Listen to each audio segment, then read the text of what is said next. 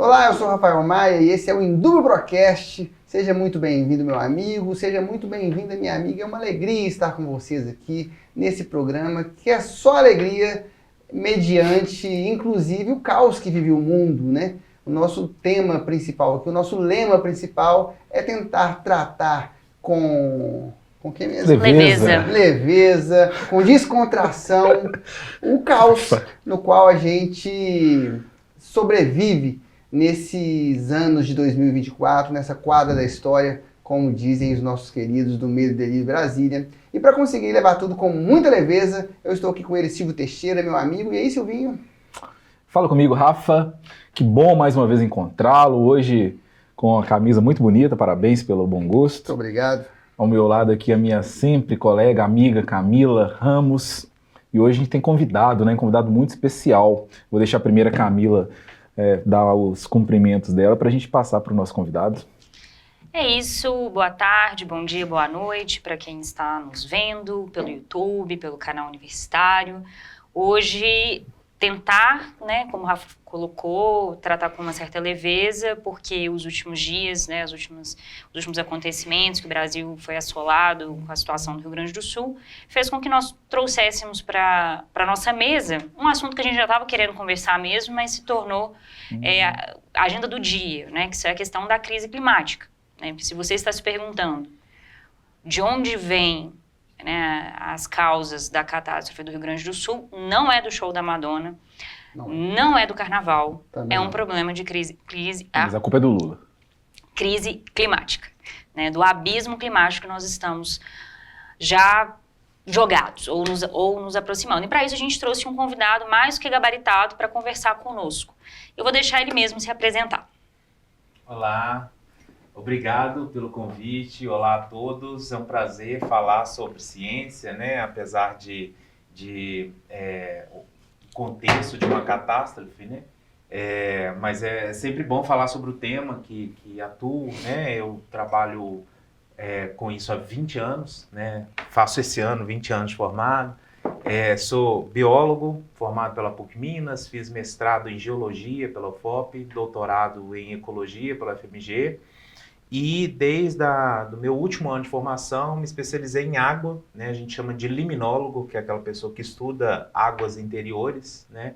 Então eu trabalhei muitos em rios, reservatórios hidrelétricas, reservatórios de mineração. Sou professor da PUC Minas também e tenho uma empresa, fui pesquisador de um centro de pesquisa por 12 anos e há 8 anos eu criei uma empresa de consultoria, que é uma empresa que trabalha principalmente com água, né, com o setor elétrico, o setor da mineração, e a gente faz exatamente o monitoramento dessas barragens de rios, da qualidade das águas e da ciclagem dessas águas, né? Então, é uma empresa que chama Tema Ambiental, está sediada aqui em Belo Horizonte, é um grupo que trabalha essencialmente com o meio ambiente e mais especificamente com o tema da água.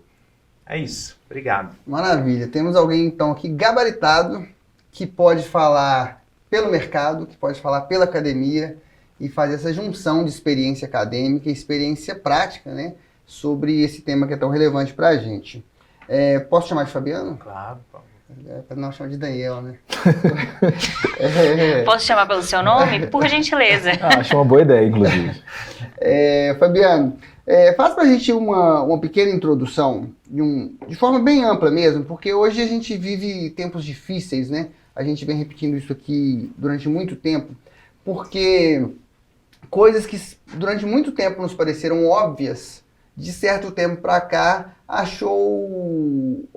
ecoaram vozes que disseram que essas coisas não eram tão óbvias assim.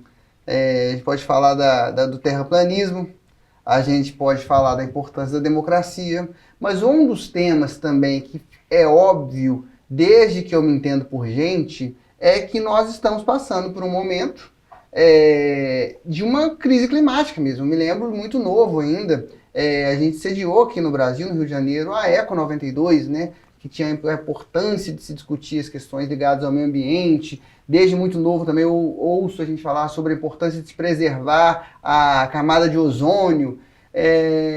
Em que pé a gente está hoje de uma crise climática que é global, ou se é que ela é global, e como que ela, talvez, impacta a gente diretamente aqui no Hemisfério Sul, no Brasil.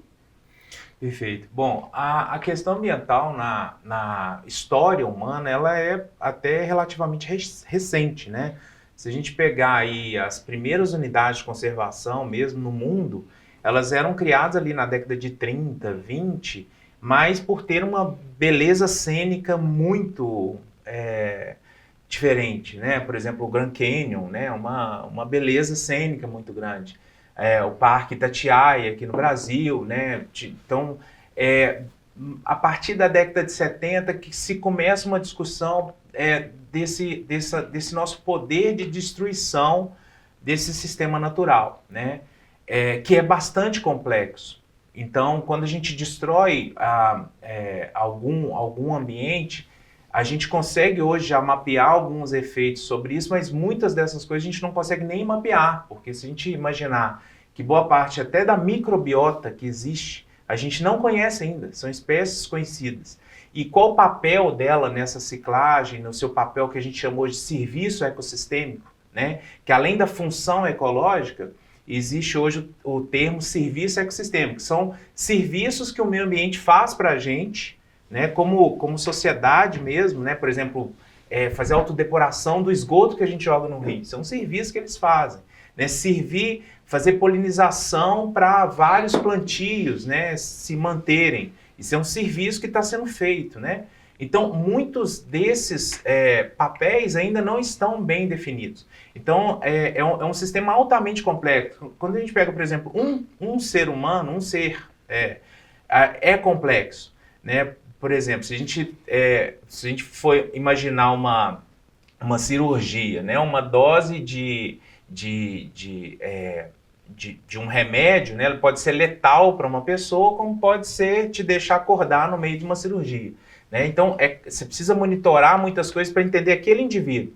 Você imagina isso, a complexidade disso no ecossistema aberto, né? Então, são muitos efeitos ainda não definidos, e que a partir da década de 80 começa a se ter algumas legislações. Se a gente pegar, por exemplo, o próprio licenciamento ambiental no Brasil, começa com a COPAN-CONAMA de 0186, né, em 1986. Então, ali que começa a se ter um pouco de preocupação dessas ações, né? Depois vem a ECO 92, os tratados internacionais, e hoje já é muito sabido que tem muita coisa que é irreversível, né? Tem muitas das questões que a gente destruiu, espécies, por exemplo, que foram, né, dizimadas e que é irreversível, né? Então, do ponto do não retorno. Por exemplo, né, que pode ser desde o nível de uma espécie até um nível ecossistêmico, né? Esse ponto, a gente passar essa capacidade de resiliência do sistema, que é muito preocupante, né? Então, assim, realmente é uma coisa crescente e recente do ponto de vista histórico, mas a gente ampliou muito a nossa capacidade de destruição, né? Então isso que é preocupante. Se a gente pegar, por exemplo, a própria teoria de Thomas Malthus lá, de que faltaria alimento, né? Ele não pensou na nossa capacidade de produção de alimento. A população continuou crescendo. Thomas Malthus, para quem não lembra, ele previu um colapso, porque a população humana crescia muito mais rápido que a nossa possibilidade, a nossa capacidade de produção de alimento. Ele previu um momento de colapso, né? Ele acertou no crescimento populacional, mas ele errou porque nós ampliamos muito a nossa capacidade de produção de alimento. Hoje a gente produz 5, 6 vezes mais o que o mundo inteiro precisaria para comer, né? Mas essa mesma capacidade tecnológica que a gente desenvolveu para produzir coisas boas, né, comunicar, por exemplo, um sistema assim, um programa assim, né, a gente chegar às pessoas de maneira mais adequada, também faz com que a gente tenha uma capacidade cada vez maior de destruição, né? Às vezes, coisas que a gente levaria muito tempo para fazer na história, aí vamos pegar Homo sapiens, né, nesse contexto de evolução, hoje a gente tem uma capacidade de destruição que é extremamente perigosa. Sensacional. Fabiano, uma coisa que talvez, e é uma discussão que já remonta desde a gente está falando da Rio 92, mas desde Estocolmo em 72 já era uma preocupação que começou a entrar na pauta global, que é a questão da impossibilidade de se conter danos ambientais em um ambiente onde ele é produzido. A gente vive em um planeta que comunica-se o tempo todo, né? O dano causado em um lugar não fica regionalizado. A gente vai sentir efeitos desse dano muitas vezes a quilômetros, em outros continentes até. Então a gente vive um problema que não basta apenas o compromisso ambiental em uma parte ou em local, esperando que isso retorne como resultado positivo para aquele ambiente onde essas questões ambientais estão sendo levadas com mais seriedade. Então, me parece que talvez o maior desafio, aí eu queria que você abordasse um pouco sobre isso, é trazer essa questão ambiental como uma preocupação que extrapole as fronteiras dos países, que torne-se de fato uma preocupação universal, e aí a gente tenha sempre aquele desafio de colocar, né, na balança ali desenvolvimento econômico e a questão ambiental, que tem sido, ao longo do tempo, uma barreira mesmo para algumas limitações. Os Estados Unidos, por exemplo, tem uma restrição muito grande em diminuir a sua produção industrial baseada em carbono. Outros países até hoje não assinaram os pactos para a redução da emissão de gases de efeito estufa. Então há toda uma problemática em torno do aspecto econômico associado à necessidade da produção ambiental. A gente tem algum panorama para resolver isso? Você acha que o que está acontecendo agora já pode ser um alerta de que não dá mais tempo da gente colocar a economia como um valor a ser considerado nessa equação? Está na hora do meio ambiente se sobrepor à questão econômica? Eu entendo que esse é um ponto que realmente está muito em voga, né? Assim, por ter uma empresa, a gente atua, né, em grandes empresas que muitas vezes elas fazem hoje já mais do que necessita pela legislação, né? Não só no Brasil, como em alguns países até que tem uma legislação mais flexível, né, vamos dizer assim, por causa do contexto mesmo do mercado, né? Então, o mercado hoje ele já está completamente associado a essa questão ambiental. Se a gente pegar, por exemplo, vamos pegar uma estatal aqui, a CEMIG, por exemplo, ela tem os programas de sustentabilidade dela que são muito além do que ela é obrigada a fazer, porque ela quer estar ranqueada entre as 20 empresas mais sustentáveis na Bolsa. Isso dá a ela um valor muito maior de mercado, né? Hoje, se você tem alguma ação que não é ambientalmente correta, isso tem afeta diretamente o valor da sua empresa, né? Então, as grandes empresas, as grandes corporações sabem disso, né? Existem mercados cada vez mais exigentes, né, e que vão muito além do mercado da regularização mesmo ambiental local. Existem, então, todas essas bolsas, já existem esses rankings de sustentabilidade. O próprio investidor, próprias linhas de fomento, de pesquisa. Hoje, por exemplo, a gente na minha empresa, além do serviço que a gente faz, a gente tem um serviço voltado ao ESG, né, que é essa sigla aí tão famosa que vem falar da sustentabilidade, né, nas corporações, de governança, né, o papel social dessas corporações, e a gente vê o quanto isso é hoje falado nas grandes empresas, né? O quanto isso move, porque, e se eles estão falando é porque isso está diretamente envolvido à questão econômica, né? Então, realmente, a questão ambiental, ela se tornou um assunto muito comentado, cobrado, né?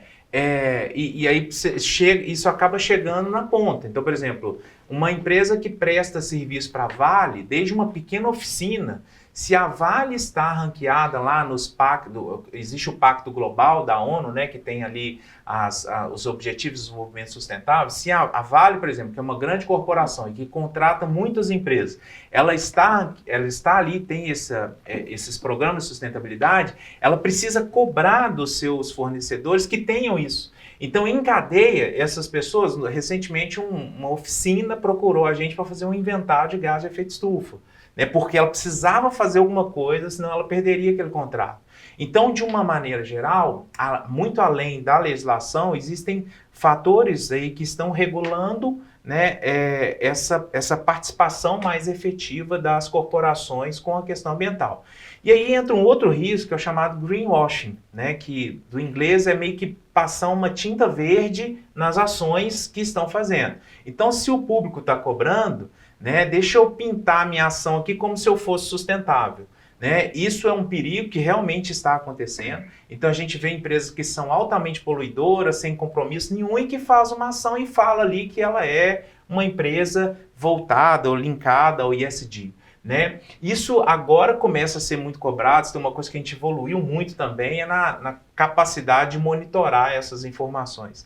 Né? Então, hoje existe até estudo mostrando que uma empresa que é desmascarada com greenwash, ela tem um prejuízo enorme e muitas vezes passando aí desse ponto de retorno que a gente estava falando também na sua desvalorização de ação. Então, é um assunto muito tocado hoje que costuma trazer alguns problemas, né? Como, por exemplo, o greenwash que precisa ser tratado. Nós tivemos recentemente um caso desse com a Volkswagen, não teve? Teve. Coisa de 4, 5 anos atrás. Que eu me lembro do caso da Volkswagen foi um problema até mais grave, que eles, para todo veículo, ele precisa ter um limite de emissão, né? E fica os cada vez mais catalisadores, né, restritivo. para reduzir essa emissão. Acho que o tem um problema foi dos máximo de catalisadores dos carros da... O centro de pesquisa que eu trabalhei, 12 anos, tinha desses laboratórios 24 horas lá que atendia a Iveco e a Fiat aqui em Minas Gerais. Eu não trabalhava lá, mas conhecia, né, o trabalho. Então, você tem emissões desde o carro parado no sol, né, você tem um máximo de emissão ali, como ele também em rotação. Então, existem os testes, né? E aí, o escândalo da Volks é que eles conseguiram criar um sistema que o carro entendia quando ele estava em teste, porque o teste é um computador que fica o carro girando ali, né? Ele tem uma pista e tal, e o carro então identificava que ele estava em teste e mudava o sistema para mascarar a emissão. E foi bem catastrófico ali, né? Eles tiveram prejuízos bilionários. Essas empresas, né, que de alguma forma acabam burlando esse sistema, seja voluntário ou não, elas têm prejuízos enormes, né? Nós estamos falando essa semana também, além do problema no Rio Grande do Sul, do pacto sendo renovado aqui da Samarco com o Ministério Público e o governo, né, federal, que está uma proposta da empresa em 120 bilhões de reais. Né? Então, vocês imaginam aí a dimensão de um impacto disso, fora todo o escândalo com a empresa ao longo desses anos. Então, realmente é um tema que está muito vigente, muito vinculado à economia, porque já né? Assim, está evidente, aquele filme, né? Não Olhe para Cima, tá cada vez mais reverberando aí, né? Assim, porque o que a gente sempre falou como ciência, né, de que precisava fazer isso para um equilíbrio ecossistêmico, agora começa a ser mais evidente, porque isso já vem acontecendo há muito tempo. Quando a gente vê crise de dengue, por exemplo, superpopulações de mosquitos, isso tem tudo a ver com a gestão das águas que a gente faz aqui dentro da cidade. Quem trabalha com isso sabe, né? Mas a população muitas vezes, e aí eu estou falando em geral, né? Ou não quer ver aquilo, ou acha, hoje tem, né, especialista em todos os assuntos, problema também internet. Das pessoas irem, tem uma pesquisa em sociologia bem interessante, que é o chamado efeito Dunning-Kruger, não sei se vocês já ouviram falar disso, que é o cara que sabe muito pouco sobre aquele assunto. Eles fizeram esse teste, Dunning-Kruger, acho que, não sei se é até irmãos. Eles viram que a pessoa que sabe muito pouco sobre aquele assunto, geralmente ela se acha um especialista, enquanto aqueles que são profundos conhecedores se sentem impostores, né? Vem a síndrome do impostor. Isso está cada vez mais evidente, né? Assim, a gente vê pessoas que, às vezes, vê um documentário e já se acha especialista em Segunda Guerra Mundial, ou né, quando vem uma crise assim, a gente já vê várias pessoas especialistas sobre aquele tema, sendo que a gente sabe que é um tema muito complexo, que envolve muitas áreas da ciência e que a gente tem sistemas para discutir isso, né? Por exemplo, as mudanças climáticas, que é o nosso tema aqui, existe um painel intergovernamental, que é o IPCC, né? Que ele tem mais de 1.000 cientistas no mundo inteiro, né, que discutem todos os artigos que estão sendo publicados e vendo essas tendências, emitem relatórios muito densos a cada 5, 7 anos, né, que tem aí uma diretiva clara dos efeitos, né, que podem vir começar a acontecer, como esses eventos extremos climáticos. Isso está sendo dito há muito tempo, né, mas tem uma cientista brasileira muito interessante, ela fez um vídeo há muito tempo no TED, que ela falou sobre que a ciência hoje passa por um problema que ela chama de síndrome de Cassandra. Existia uma deusa, Cassandra, que ela via o futuro, mas ninguém acreditava nela, né? Ela tinha o poder de ver o futuro, mas ninguém acreditava nas coisas que ela falava. Ela fala que hoje a ciência vive esse momento, né? Assim, que a ciência a academia foi distanciando cada vez mais da sociedade. Ela até brinca, a gente via lá um shampoo falando que era capaz de mexer na raiz do seu DNA, né? A gente via aquele absurdo ali numa propaganda e falava, é só uma propaganda de shampoo. A ciência ia lavando as mãos frente a vários absurdos ali e chegou um momento que a gente acredita, a sociedade acredita em qualquer coisa, menos um cientista, né? E isso é muito perigoso. Covid que o diga, por exemplo. E aí, Fabiano, esse negacionismo que ele se torna muito perigoso e as justificativas para essas catástrofes, elas começam também a pairar uma ficção gigante, né? Na introdução eu até comentei, assim, até algumas investigações já começaram na Polícia Federal essa semana, né? De pessoas soltando fake news sobre as tragédias do Rio Grande do Sul. Quando veio a Covid, depois de um tempo, né, e aí você também citou a questão da dengue, a última epidemia de dengue que a gente teve, e agora essa situação do Rio Grande do Sul, me parece que o nosso presente ou o nosso futuro próximo vai ser de pandemias, epidemias e catástrofes climáticas, né? Porque assim, você comentou, olha, tem grandes corporações que maqueiam, né, fazem esse greenwash. Tem pequenas ou médias ou grandes que até passam a se preocupar. Eu tenho uma certa dificuldade, às vezes como indivíduo, a gente tomar cuidado com alguns discursos, porque, por exemplo, claro que como indivíduo eu tenho que corrigir meu hábito para me tornar também um colaborador desse ecossistema. Mas a gente tem grandes poluidores e grandes destruidores do meio ambiente que pouco fazem. Mas como que a gente pode pensar em uma forma um pouco assim, envolvendo também até a questão de política, gestão governamental, de prevenção dessas catástrofes ou de mitigação de riscos?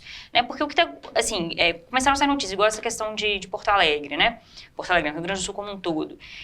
Parece que houve uma subestimação também do próprio evento meteorológico e a própria prevenção da gestão dessas chuvas. A última grande enchente foi em 1941, e aí construíram aquele dique. Agora, a tem cidade do Rio Grande do Sul que a água subiu 25 metros, né? Então, como lidar com esse futuro próximo aí, que já está acontecendo, né? Que já é o presente, de prevenção, até de lidar, de conter os desastres, né? Os desastres talvez a gente não consiga conter, mas pelo menos mitigar os danos, né? Porque me parece que não tem muito como lidar num ponto de não retorno, né? As catástrofes climáticas vão acontecer.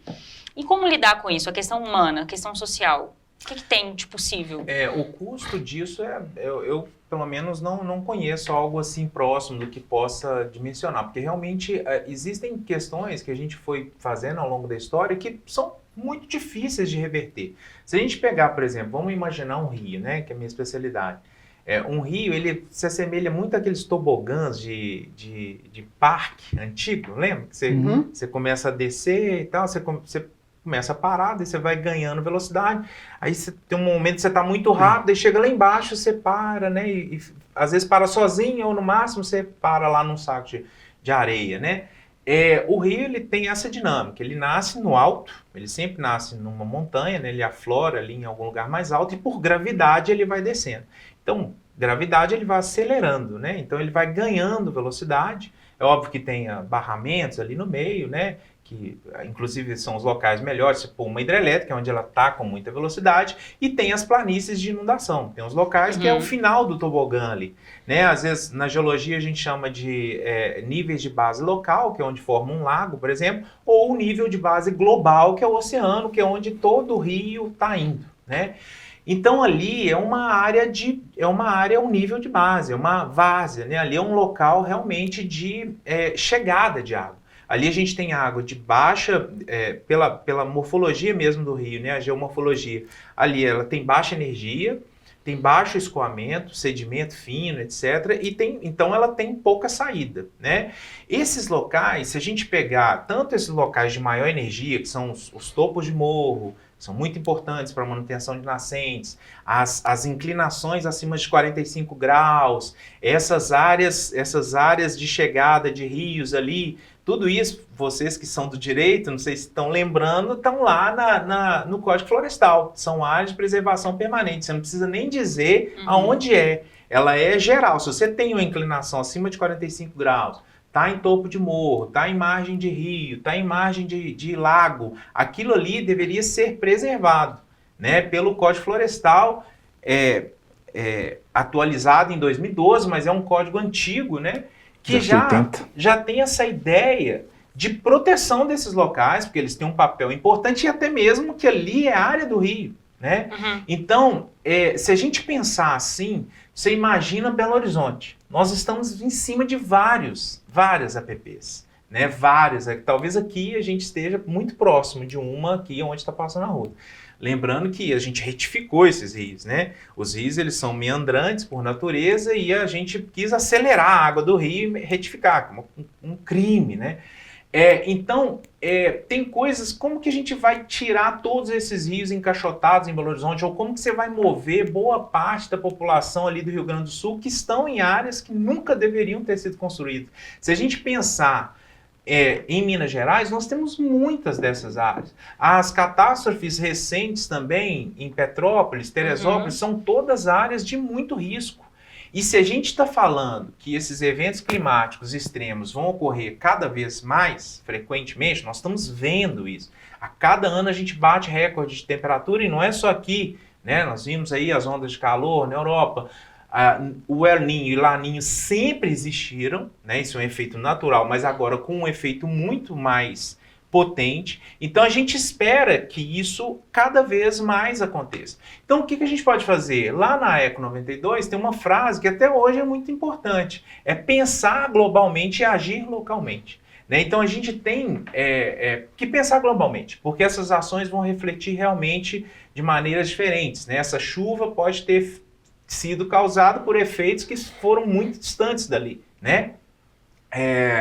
Mas as ações são locais, então as ações começam desde a gente comprar melhor, né? Ter esse papel como consumidor de comprar de empresas que não praticam greenwashing, né? Que tenham bons programas de sustentabilidade, que invistam em projetos assim, até mesmo ações locais, né? Como por exemplo, se a gente pegar aqui Belo Horizonte, né? A sustentabilidade nas cidades ela é muito recente. A gente mora encaixotado no Brasil há muito pouco tempo. A maior parte dos nossos avós moravam em sítios e tal.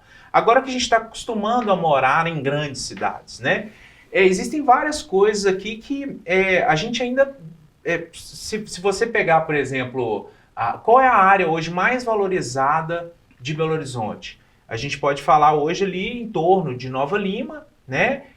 Vila da Serra, Belvedere, que estão margeando uma área, uma reserva particular do patrimônio natural, uma RPPN, que é uma compensação da mineração. Então as pessoas que sabem, né, que gostam de fazer uma trilha ou ter um ar puro, saber que morar perto de uma mata tem muitas vantagens, mas eu preciso morar numa cidade grande, vai morar lá. E aquilo ali se tornou o metro quadrado mais caro de Belo Horizonte, né?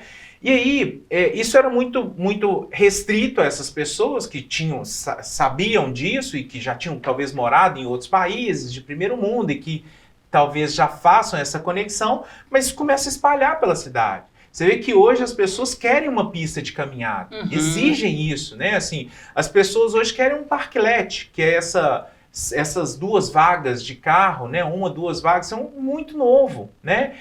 Por que não esses parklets não podem ser mais amigáveis do ponto de vista de percolação de água de chuva, de ter uma árvore frutífera, né? Então, assim, vai desde coisas maiores, como, por exemplo, a gente pensar o planejamento urbano, a gente pensar áreas de contenção de enchentes, áreas de preservação que garantam água de qualidade, são desde ações maiores, ações muito pequenas mesmo, como você ter áreas de percolação dentro da sua casa, né? Como você comprar uma energia renovável, que hoje cada vez mais a gente migra dos mercados cativos de energia para os mercados livres, né? Então nós mesmos hoje podemos optar por uma energia renovável, né? seja na minha casa, seja na minha empresa. Então, é desafiador, mas a gente tem que pensar que são ações mesmo que vão se somando e que podem ter um efeito muito importante. É a nossa saída. É isso. Entendi. Na última crise de Petrópolis, eu vi se questionando muito sobre as cidades mesmo, né? Sobre o papel a gente fala sempre de reforma política, de reforma tributária, de reforma administrativa, mas eu vi uma pessoa falando, e na pós nós estudamos isso também, sobre a necessidade de uma reforma das cidades, né? Justamente porque vai acontecer, né? Em alguns lugares específicos. E aqui em Belo Horizonte, quando acontece, é muito mais direcionado para as populações periféricas, né? O que a ministra chamou de racismo ambiental, porque as pessoas são mais impactadas. O que está chamando a atenção em Porto Alegre, no Rio Grande do Sul, é que foi um negócio muito generalizado, né? Talvez porque a cidade é plana, talvez porque tenha sido construído em torno do Rio, mas eu não vou falar da mesma forma, mas atingiu tanto as pessoas periféricas quanto as pessoas ricas. Tem casa de jogador de futebol alagada, a prefeitura está alagada. Então, e talvez por isso choque tanto, né? E talvez por isso mova tanta gente fazendo bondades nesse período. Mas eu queria ver contigo, porque existem eu consigo chegar aqui, 3 esferas diferentes de atuação. A Camila falou da esfera particular, que é algo que eu sempre me pergunto também, será que o fato de eu reciclar o meu lixo contribui para isso? Existe a esfera corporativa, mas existe o poder público também. Então eu estou reciclando meu lixo ali. Mas Belo Horizonte tem 487 bairros, só 55 tem coleta seletiva. Então, o papel do poder público nisso também, não só de conscientização, que é importante, mas de investimento, de dinheiro público envolvido nessa questão da sustentabilidade. E aí eu estou falando de Belo Horizonte, que ganhou um título agora de cidade amiga da árvore, mas nós estamos com um corte absurdo de árvore todos os dias na cidade, né? Tem se discutido a questão recente da Stock Car? Sim, da Stock Car. E parece que talvez estão sendo um pouco injustos, porque talvez sejam árvores represadas por causa da Covid também, que não foi feita as podas e as derrubadas necessárias para o replantio. Mas em que ponto, em Brasil, talvez Belo Horizonte, Minas Gerais, o poder público tem tratado essa questão ambiental de forma séria? Se a gente pegar do ponto de vista de legislação, a gente tem uma legislação bem interessante, ambiental, comparada às legislações no mundo, assim. E eu entendo que cada vez mais aplicada, assim. A gente vê uma participação bem maior agora do Ministério Público, né, garantindo que aquelas legislações sejam aplicadas, mas realmente eu sinto que ainda falta muita ideia. Eu tenho vários colegas que são secretários de meio ambiente, né, assim, de formação, pessoas que vão se tornar secretários de meio ambiente em cidades. E, em geral, boa parte do trabalho deles está muito voltado à fiscalização e controle, né? Então, eu sempre jogo essa sementinha ali. Quem está pensando as ideias, sabe? Quem que você colocou lá para ter boas ideias para a cidade? Sabe? Porque eu acho que parte muito disso, assim. É óbvio que a gente precisa de fiscalização, controle, mas a gente precisa de bons projetos, né? Então, assim, a gente já tem represado aí passivos ambientais muito significativos. Existem formas muito mais interessantes da gente lidar com a cidade. Então, assim, se tem uma coisa que um desafio aí para o século XXI é trabalhar o meio ambiente nas grandes cidades. Se você pensar que 2% do território da Terra são grandes cidades, mas ali tem 80% da população, né, em alguns continentes, né? Então, assim, todo mundo está morando nas grandes cidades. A água tem que chegar lá, né? A energia tem que chegar lá e tem que ser bom de morar, tem que ser gostoso. Vocês percebam que existe uma epidemia hoje de suicídios, né? Nós temos um número de suicídios mais do que o dobro de pessoas que morrem em violência urbana. E assim, nós estamos falando de Brasil, que é um país com muita violência urbana. Às vezes a gente fala muito mais de terrorismo, que não mata teoricamente quase nada. Então, por que existe essa crise de ansiedade de pessoas doentes, né, obesas, que refletem aí também essa ansiedade de alimentação, etc. Talvez, ou pelo menos passa por essa qualidade de vida que a gente tem nas cidades, né? Então, de não ter um ambiente legal para você caminhar, um ar legal para você respirar, o barulho que a gente às vezes se acostuma, mas que a gente sabe que isso causa problemas gravíssimos, até do seu humor, né? E, assim, das suas ações, da forma que você vai lidar. Então, a gente, o poder público, ele atua muito ainda com regulação e controle, é fundamental, é importante e acho que é essencial, mas a gente precisa de boas ideias. E aí, gente, também vem do poder público, mas também vem tudo que é problema, também é oportunidade.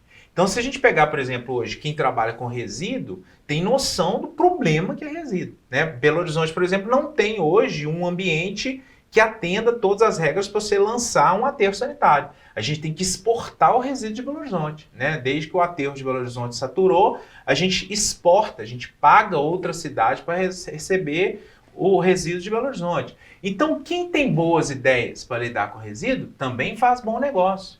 Se a gente tem um colapso de geração de energia, quem teve boas ideias aí para gerar energia ou fazer o gasto de energia com mais eficiência, tem bons negócios. Então, todas essas ações, recentemente, não tão recentemente mais, abriram uma fazenda urbana aqui no Shopping Boulevard, né? Então, aquela empresa ali, a Big Green, a segunda planta dela foi no topo de numa fábrica em São Paulo. Olha que ideia legal, os caras pegam um lugar completamente árido, ruim de ir, né, que é o topo de uma fábrica, de uma área industrial, eles fazem uma plantação que se torna um ambiente agradável da pessoa passear e ele já tem 5.000 refeições diárias naquele local, que ele serve tudo que ele planta, né? Então, boas ideias, são bons projetos, são bons empreendimentos, isso cabe a todos nós, né? E acho que esse é o caminho. Massa. Isso não. Fabiano, estava aqui acompanhando aqui uns dados da pesquisa Quest que foi divulgada hoje sobre a percepção das pessoas sobre mudanças climáticas e a crise ambiental no Rio Grande do Sul. E aí esse levantamento identificou que 99% dos entrevistados, número que me surpreendeu, conseguem fazer essa associação direta de crise climática com as enchentes no Rio Grande do Sul, com essas alterações que a gente está vivenciando. O resultado foi sim totalmente 64%, sim em partes 30%, sim um pouco 5% e só 1% falou que não tem ligação alguma. Esse cara está vivendo em Nárnia. Esse 1% aí é muito maluco. E além disso, essa pesquisa levantou outros dados. Foi perguntado aos entrevistados se eles já tinham identificado algum tipo de evento, alteração no clima onde eles moram. E para 78%, calor extremo já é uma percepção que se pode identificar no seu local de residência. Enchentes e inundações foram identificadas por 44%, deslizamento de terra por 36%. Ou seja, parece que já é uma situação que começa a entrar na pauta das pessoas comuns, do dia a dia. Essa preocupação ambiental deixa de ser uma preocupação estritamente academicista, de estar sendo discutida nas corporações e também na academia, mas passa também a entrar no dia a dia das pessoas, passa a ser uma preocupação que a gente brinca, né, na mesa de boteco. Já há uma comoção em torno do que eu posso fazer. Lá em casa a gente tem um hábito, por exemplo, de reciclar o lixo, o Rafa falou sobre isso. A minha esposa, a Lu, ela é a neurada da reciclagem. Lá em casa, se é reciclável, tá lá, tem um estoque lá, semanalmente a gente leva para um local de coleta. E aí vem a minha questão, especificamente sobre esses eventos que a gente está percebendo agora. Você já falou que existem grandes atuações e essas pequenas atuações que o indivíduo pode contribuir. Mas sendo mais concreto, assim, diretamente, pensando especificamente, já que a gestão de água é uma área que você atua, tem algo além dessas pequenas ações que nós, enquanto sociedade, enquanto indivíduos, podemos participar? Tem algo que a gente pode concretamente contribuir ou é apenas pressão sobre o poder público? Será que essa gestão mais correta das águas, elas podem passar também por indivíduos? Porque eu fico pensando, será que jogar menos resíduos pelo esgoto, usar produtos biodegradáveis, será que isso tem um efeito concreto ou não? Ou talvez vai ser necessariamente uma ação que passe pela aquilo que o Rafa falou, né, de tentar trazer o poder público para a pauta do dia, para colocar isso. A gente está vivendo agora vésperas de eleições municipais, será que isso deve ser um dos compromissos que a gente tem que pautar o nosso candidato? O que a gente pode fazer? Porque chega um momento que quando a gente vê vidas sendo perdidas, a pergunta que se fica é essa, né? Quando a população começa a perceber que o problema é diretamente ligado à crise ambiental, vai vir em seguida essa questão. E agora? O que eu faço? Como evitar, como conter? Ou dá para pelo menos desacelerar? Porque talvez não dê mais mesmo para conter, mas será que a gente consegue reduzir a velocidade dessas catástrofes? Eu acho que são muitas frentes e muitos papéis, sabe, assim, como professores, né, como cidadãos, como eleitores, como profissionais, como pais, né. Eu acho que são muitas ações que a gente deve fazer e é bem importante que isso seja norteado pela ciência. Essa é a minha preocupação. Porque toda vez que a gente chega muito próximo, é igual o cara que não acredita em nada até o avião começar a chacoalhar, né? Então, aquele momento ali, que é o momento agora de comoção, né, ele se assemelha, por exemplo, ao início da pandemia, que a gente falou, e que, né, começa um pouco daquilo que você trouxe aí, que também é importante, né, assim, da democratização desses efeitos, né, que obviamente continuam sendo mais agudos na população mais pobre, né, mas que começa a chegar para todos, como a própria pandemia, né, que naquele momento a gente começa a ouvir os cientistas, mas rapidamente a gente parece que retornou, né, assim, voltou anos, parece que a gente vinha assim, parece que não houve iluminismo, né, nós não passamos pelo processo de desenvolvimento do método científico porque a gente hoje deu voz a coisa que a gente achava que não voltaria, né, como por exemplo, a gente teve caso agora, recente, humano de raiva humana. Há muito tempo não tinha, que é uma morte terrível, né? Para quem não lembra disso, talvez seja uma das mortes mais sofridas, mas porque as pessoas pararam de vacinar os animais, né? Então, assim, essa corrente ideológica hoje, acirrada, né? Ela leva a coisas tão fantasiosas que às vezes a gente acha que está dando alguns passos e eu fico muito feliz e depois a gente regride de uma forma absurda de falar que tem a vacina da dengue e as pessoas não estão indo tomar, né? Então, da mesma forma, eu tenho um pouco dessa preocupação, sabe? Assim, existe, obviamente, porque ciência é assim. A academia discute um monte de coisa sobre mudanças climáticas. E é fato, eu fiz, o meu mestrado eu fui para o departamento de geologia e essa discussão com geólogos, e eu fui fazer isso em 2008, né? Era muito acirrada, né? Mas a discussão é tão profunda no sentido os modelos estão errados, né? Estão falando que são os gases de efeito estufa, mas a água ela tem um poder muito maior de absorção de calor. São discussões de modelo. Ninguém está discutindo que a Terra está aquecendo, porque isso é fato. Isso é fato. Né? Assim, o grau que vem sendo medido, ele bate recordes e a gente tem essas medições. Então, lá na academia, ninguém está discutindo isso. A discussão lá, ela precisa acontecer, não existe consenso em ciência, né? Ciência sempre... As pessoas...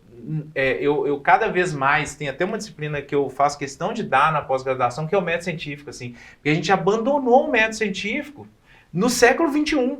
Então, às vezes eu vejo a pessoa falando assim, da evolução, por exemplo, a teoria da evolução é só uma teoria. Aí você vê que a pessoa não sabe que hipótese é diferente de teoria. Teoria é a coisa mais testada e é a melhor forma de observar aquele fenômeno que a gente tem na ciência. A gente passou pelo processo de estabelecimento de hipótese, de teste de hipótese, refutação de alguma hipótese e chega a uma teoria. Então, a discussão na academia, ela sempre vai acontecer em vários aspectos. Aí, algum oportunista vai lá e pinça uma coisa e traz aquilo para a sociedade que hoje tem uma narrativa muito forte, tem uma percolação muito grande e a gente acaba regredindo fortemente em alguns pontos. Então, eu espero que esses eventos, né, fortaleçam essa comunicação, porque o cientista ele tem esse papel também e está errado de ficar só publicando paper em inglês que ninguém vai ler e que vai ser alguma coisa, né, fazer um podcast com informações assim de maneira descontraída, que sabe, que percole mais a sociedade, é um papel do cientista que está muito afastado da sociedade. A sociedade precisa ter o discernimento de buscar essa informação com alguma coisa mais relevante, mais palatável. Deixa eu checar isso aqui. Será que isso faz sentido, né? Porque a gente começa a perder o público quando a gente lança algumas ideias que depois são contrastadas. Ah, tá vendo? Ó, aquilo ali não tinha nada a ver com mudança climática, aquilo ali era o El Niño, né? Esse é um ponto importante que você está falando. Eu estava falando sobre isso sábado com o André, meu amigo, que falou, cara, o cientista ele tem que abrir mão um pouco da coisa técnica. Não tem que falar que a vacina tem 95% de eficácia. Tem que falar que funciona. Sim. Porque na hora que fala que não tem 95% de eficácia... Acontece o que aconteceu agora, né? A AstraZeneca assumindo que existe um efeito colateral, como se não houvesse efeito colateral em qualquer medicamento. Já estava na bula. Anticoncepcional tem mais efeito colateral que a vacina. O cientista precisa descer um pouco do tecnicismo para falar direto com a população. A gente tem falando que direto, a gente está perdendo a comunicação. A gente perdeu a comunicação política, a gente perdeu a comunicação da ciência, a gente está quase perdendo a comunicação do razoável de tudo. Né? Então, isso que você falou é muito importante. Porque, olha, lá na academia, você fala, olha, existe 95% de eficácia, nesse 95% quer dizer isso, pode, mas para o cidadão que precisa tomar a vacina, a resposta é, funciona. Exato. Ponto. Tem que. Isso. Tem crise climática. Se você não reciclar, você vai morrer. Não acimenta seu quintal. Deixa aquela área ali, é importante. Por que tem que ter área permeável? Não pode cortar árvore, minha querida. Precisa ter árvore. Não pode desmatar ao redor da nascente. Esse, sem dúvida, é um ponto que eu sempre levo nos congressos. Eu fiquei muito tempo na academia, né? Ainda sou professor, mas hoje eu estou muito mais voltado para a empresa, né? E assim, fiz mestrado, doutorado, então fiquei muitos anos lá. Isso era uma coisa que eu sempre levava em discussão. Para vocês terem noção, uma vez eu estava participando de um congresso que estava falando muito sobre campos rupestres, que é um bioma que tem aqui em Minas Gerais, que é muito único. Todo cientista de fora que vem aqui, eles se encantam com a Serra de Cipó, né? Que é aqueles campos rupestres, eles têm coisas que só acontecem ali. Então, por exemplo, técnicas de recuperação de área degradada, você aplica em vários lugares, lá não funciona, lá é diferente. Então, tudo é diferente. Eu fiquei encantado, não era a minha especialidade, mas eu tinha vários amigos naquela sessão. Passei a tarde inteira ouvindo a sessão pesquisas de ponta sobre os campos rupestres, fiquei impressionado. Aí quando finalizou as apresentações, né, tinham pesquisadores do mundo todo e tal, uma mesa redonda, uma pessoa que é do Instituto Prístino, que é um instituto que assessora o Ministério Público aqui do Estado, perguntou, olha, eu estou encantado com o trabalho de vocês e tal, eu queria perguntar se esse é um bioma que está bem preservado aqui em Minas Gerais. Ou seja, se tem áreas áreas de preservação que garantem, né, que esse bioma esteja bem preservado. A mesa, um olhou para o outro e não soube responder. Os caras tinham pesquisas muito acadêmicas, muito legais de se assistir, mas completamente fora de um passo essencial, que é saber se aquilo ali está bem preservado. E aí a gente voltou para essa discussão, a necessidade dessa academia sair dali, conseguir de alguma forma percolar a população e levar essa informação, ser mais palatável, porque o estelionatário, ele tem um poder de fala que é muito bom. Ele chega, ele te encanta, ele pega uma informação ali, outra cá, e ele te leva, né? Assim, em várias coisas, seja para roubar um dinheiro, seja para impor uma ideia que é fantasiosa, né? Por qual razão eu nem sei, mas que é assustador. Então, assim, para alguns pontos, e aí incluindo a questão ambiental, que é o meu tema de pesquisa há muitos anos, tem coisas que são ditas que são assustadoras. Assim, eu falo, pô, a gente estava indo, agora que eu achei, né, que está sendo um tema, a gente regride fortemente. Então, essa é a minha preocupação principal, assim, sabe? Que é realmente a gente conseguir se livrar dessas fake news, ou no mínimo ridicularizar essas coisas que estão acontecendo, que são gravíssimas.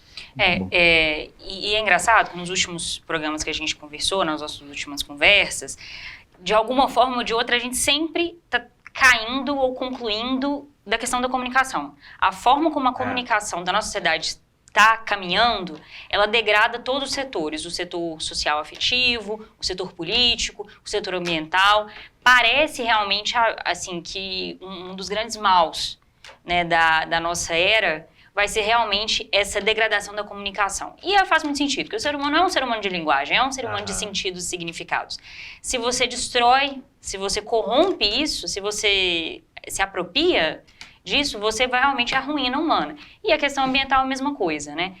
Fora que a gente também tem uma adaptação humana também do negar o risco, né? Negar o perigo. Eu prefiro acreditar que é uma coisa apocalíptica, que é uma punição, que é alguma coisa assim, do que acreditar que eu estou num ponto de não retorno climático, que eu tenho alguma responsabilidade sobre isso, ainda que indireta, ou outras pessoas têm, e que eu preciso ativamente fazer algo para conter isso ou mitigar o dano, né? Então, o esforço que vai cognitivo e o esforço que também me exigiria para assumir essa teoria, né, da realidade, da catástrofe, enfim, ela é muito mais dolorida do que eu acreditar num mito, né, enfim, aí fica aí o trocadilho. Mas isso é realmente muito preocupante.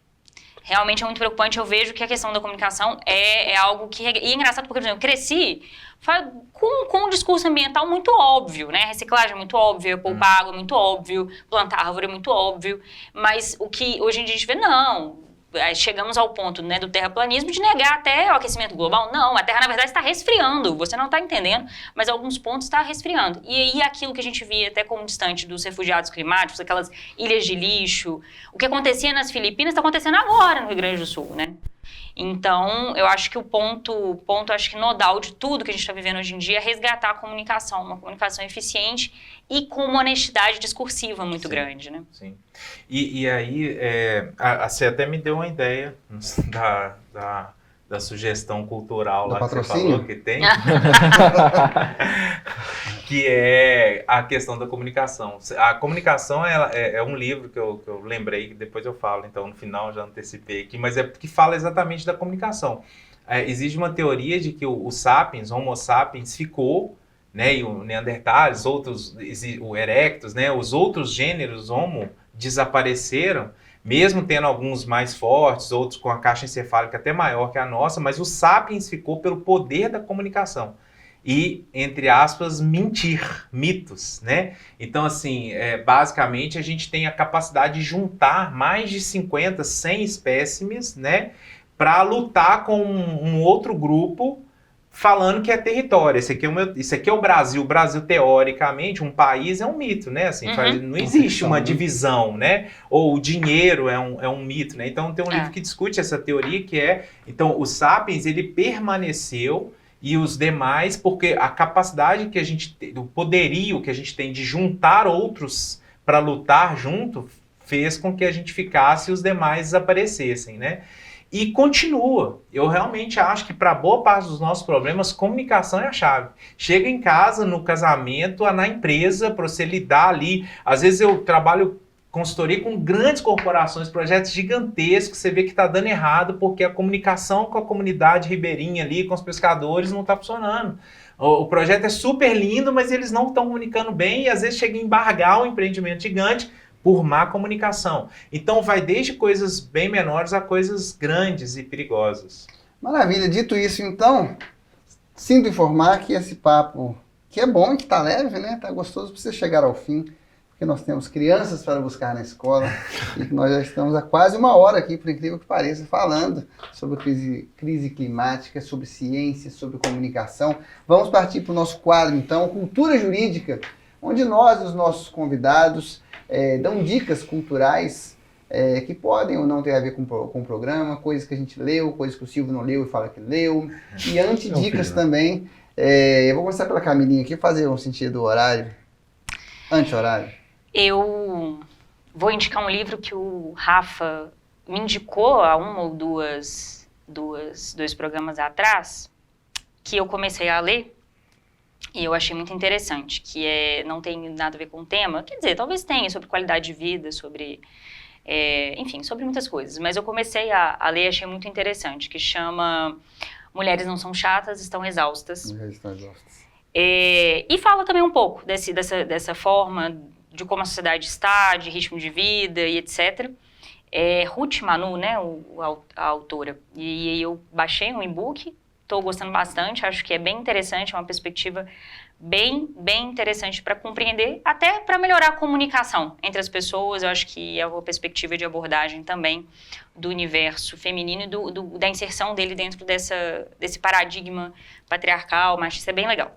A sobrecarga, enfim, feminina é algo a se discutir também, porque a qualidade de vida social também faz parte do meio ambiente. A gente pensa o meio ambiente também com a parte social. É isso. Silvito? Diferente do Rafael, eu assisto e leio as coisas que eu indico, né, Rafael? E tem um documentário que tem muito a ver com a nossa conversa de hoje, que é bem legal. Eu acho que provavelmente todos aqui já devem ter visto, mas que para nossa audiência que ainda não viu, talvez valha a pena assistir. Ele está disponível na Disney Plus, que é o Seremos História.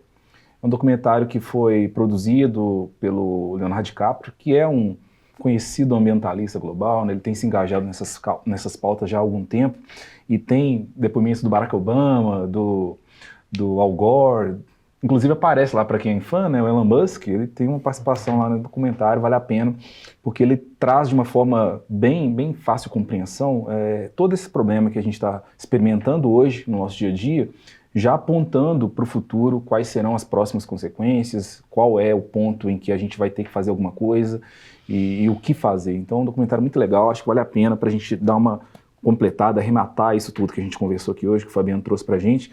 Aproveitando, viu, Rafa, antes do Fabiano, porque eu sei que o Fabiano vai trazer uma dica boa e você provavelmente vai enrolar, eu só queria falar da felicidade que é ter o Fabiano aqui hoje, porque o Fabiano é um amigo, né, além de o nosso convidado aqui hoje. O Fabiano me foi apresentado pela minha cunhada. Cadê? Naquela câmera ali, ó. Cunhada, abraço para você. Apresentou o Fabiano aí para as nossas vidas. A Ellen, ela é parceira, sócia, né, amiga do Fabiano já há muito tempo, lá na Tema. Aproveitando aí para fazer aquele jabá para a Tema, né? Quem precisar aí de consultoria ambiental, pode procurar a Tema. Depois a gente combina aquele café. E é muito legal recebê-lo aqui, viu, Fabiano? Vou deixar você dar a sua dica. Bom, obrigado. O meu sonho é poder falar da Tema aqui todo dia. Você tá fácil resolver. Tema. Não é? A gente está aí na expectativa da Tema tornar-se sócia desse programa também. Master, né, do o pessoal de casa não está vendo, mas tem um pano verde aqui. Olha só, tudo é verde, tudo aqui é a cara da Tema. Legal. Bom, aproveitando também, agradecer o convite, adorei esse bate-papo, né? É muito bom falar sobre esses temas que a gente estuda, né, e trabalha, é sempre muito gostoso. A dica, pegando a questão da comunicação, é o Sapiens, Uma Breve História da Humanidade, que é um livro que ficou muito conhecido, é do Yuval Harari, né, que é um israelense, um historiador israelense. Ele foi dar uma disciplina sobre a história da humanidade, foi convidado, ele estudou, é muito inteligente, escreveu esse livro que virou um best-seller e fala dessa questão da comunicação e como isso talvez tenha sido chave para o Sapiens permanecer, o Homo Sapiens permanecer e os demais desaparecerem. Virou uma trilogia, então o Sapiens ele fala do passado, depois veio o Homo Deus, que fala do futuro, que é muito legal, fala das possíveis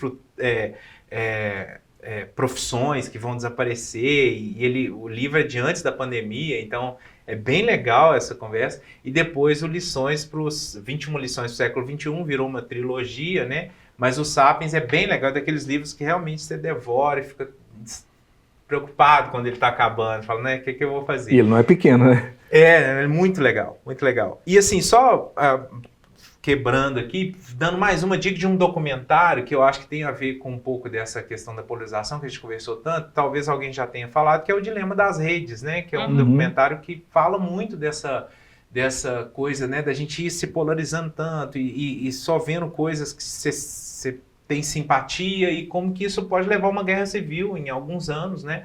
E cada vez mais, acho que tem muito a ver com o que a gente conversou agora no final, deixar essas duas dicas, então.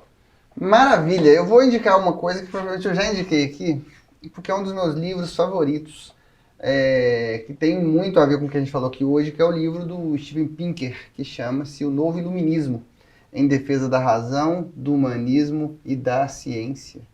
É um livro necessário, porque ele começa primeiro quebrando um paradigma, e aí é importante ressaltar também que esse livro tem mais de 15 anos, então algumas coisas mudaram, mas ele vai falar, olha, o mundo está ótimo. A galera está falando que o mundo está ruim, mas o mundo está ótimo. Sob qual perspectiva? Sobre todas. sobre qualquer indicador que a gente pegar, o mundo está hoje melhor do que estava 20 anos atrás, 30 anos atrás, 100 anos atrás.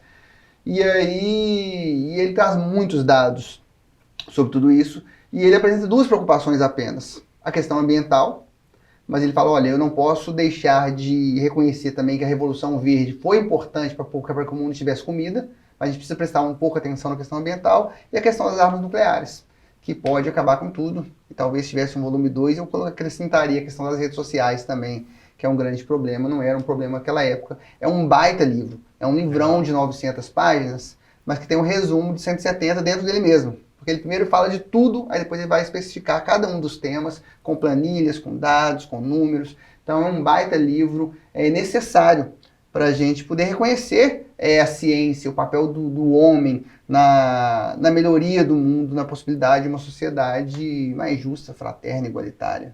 Não é isso? Muito bom. Isso. Legal. Beleza. Fabiano, quero te agradecer bastante a sua presença, dizer que as portas estão abertas para você vir como convidado, como patrocinador, da forma como lhe convier. Foi um papo muito divertido, né? A gente se perdeu um pouco na hora aqui. Talvez se a gente tivesse chegado um pouco mais cedo, valia a pena já gravar 1 e 2 direto, assim, porque Duas partes. tem muita coisa para a gente falar sobre o tema ainda. Muito obrigado pela sua presença. Obrigado, queridos. Valeu. Valeu, que agradeço, fico à disposição aí. Então é isso, família. Até a Valeu. próxima edição Falou. do Indúbio Procast. Tchau, tchau.